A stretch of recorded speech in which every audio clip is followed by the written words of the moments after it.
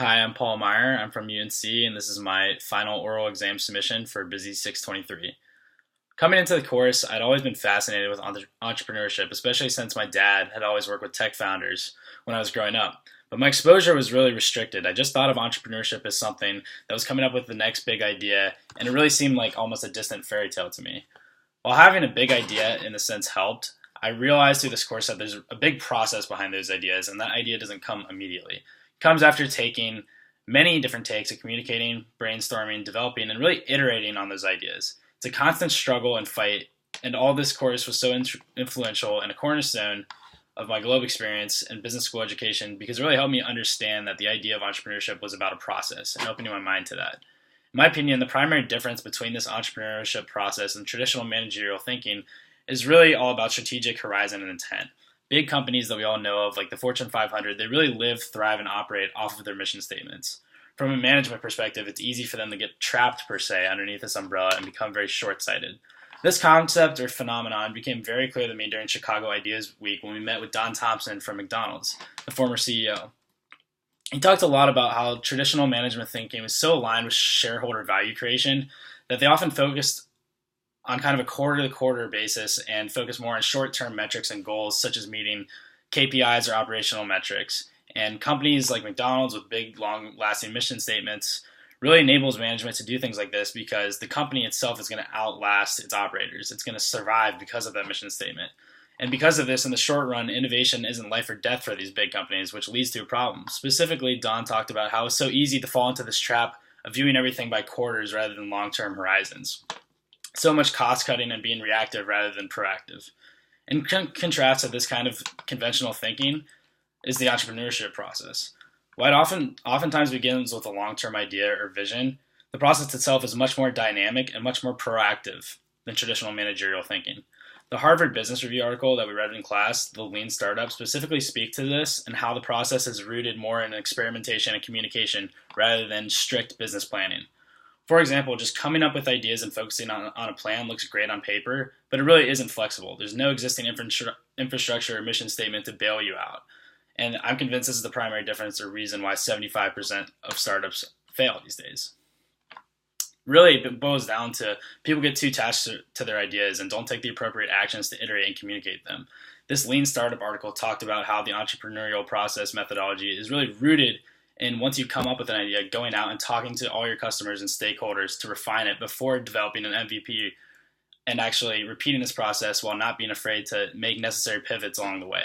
When we went to Chicago's Ideas Week, Brad Keywell really emphasized this point and stressed that the key to entrepreneurship is really this iteration and trying to kill your ideas as quickly as possible and asking why won't it work. This kind of dialogue with stakeholders and self-awareness is really free from the constraints of those big companies, and this is ultimately what helps lead to value creation in the entrepreneurial process.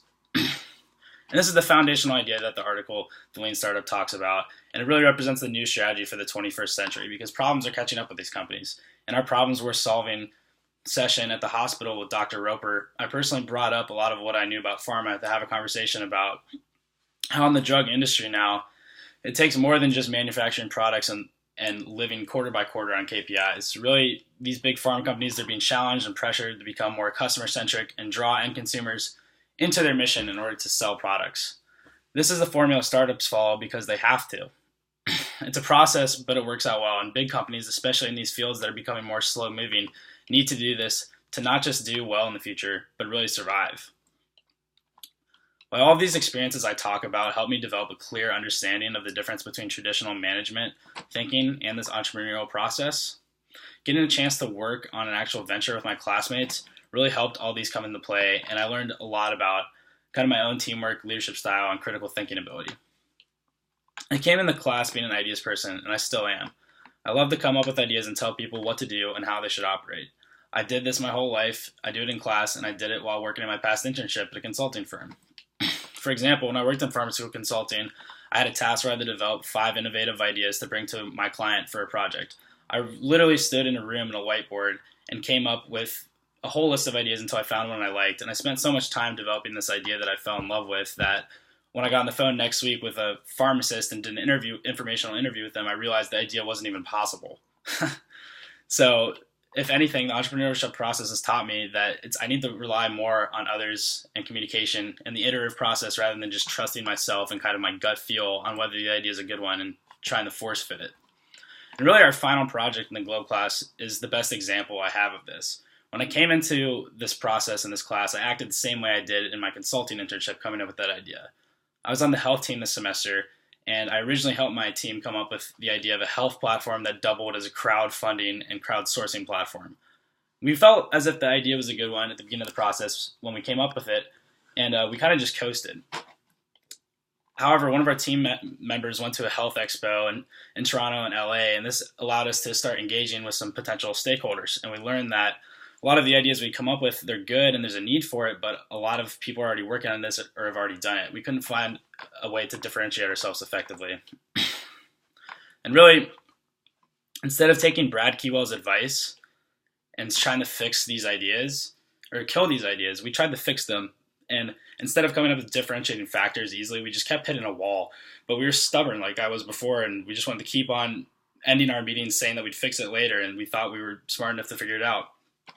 And finally, we just hit so many walls that we said, enough, we have to actually do what Brad talked about and kill this idea. So we ran an ideation session with Adriel to think completely outside of the box and start from ground zero. And what happened was great. We had a really good conversation about industrial blankets that were weighted to help children with ADHD, and this turned into a conversation about how can we make a product to make a social impact in the health space rather than a service, because we were struggling to really differentiate a service. So we talked about how sleep was such a critical issue from the blanket and how technology was evolving, and we started bouncing ideas off each other and came up with the idea of a proactive sleep blanket to maximize sleep and recovery.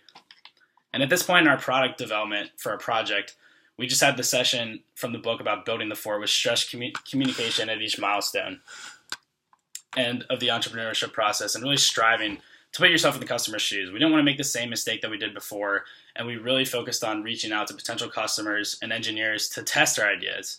And what happened is we came up with a great list of product features and really refined our ideas over the course of several weeks rather than just trying to force fit them based on what we felt was right. We went from being stubborn and hitting a wall to engaging in and trusting the entrepreneurial process that we learned about throughout the course. What Brad Keywell said about killing ideas is so easy to say, but it's so hard to do, and we experienced that firsthand. But when you can do that instead of force-fitting your ideas, that's when you really create value for people in society, and that's what the entrepreneurial process is all about. And that's what I've learned. The management and the meaning is more important than the model. The model can be refined and tweaked along the way based on that iterative process. And really what I learned about my thinking process and ability to be entrepreneurial directly ties in to what I learned about when I read the book, The Innovator's DNA, that I was assigned this course. While some individuals are wired to be entrepreneurial and engage in the process right off the bat, others are more reluctant. And after reading this book, I learned you don't have to be born an entrepreneur. Everyone has these unique blend of traits. And what it boils down to is you have to immerse yourself with people and surround yourself that can counterbalance or offset the traits that you don't have. And I learned this through the group work. Instead of being stubborn, I worked with a team who challenged to bounce ideas off each other and turned into a great project. And learning this, I know that I can bring this kind of thinking into my relationships and my job going forward. Overall, I've learned how to transform my best skill and strength of ideation into a more flexible tool by tackling it with an iterative and curious approach rather than a fixed mindset. And now I'm really prepared and want to go out of my way to over-communicate my ideas. This is how my approach to my strengths and my problem solving has changed as a result of this course. And I know when I start my job next year, I'll be much more able and willing to shoot down ideas after coming up with them and rigorously test them to make sure that they're the best for both myself, my team, and my client. And having this kind of success story from the final project encourages me that I will be able to do that. Overall, this course was foundational in helping me understand how to become more entrepreneurial, not just from a venture standpoint, but really in an everyday setting. And my group project and my story and experience from this and the things I've discussed are a testament to how this course and how this process has already made a profound impact on my approach to problem solving, and I know it will prove to be invaluable in my future career going forward. Thank you.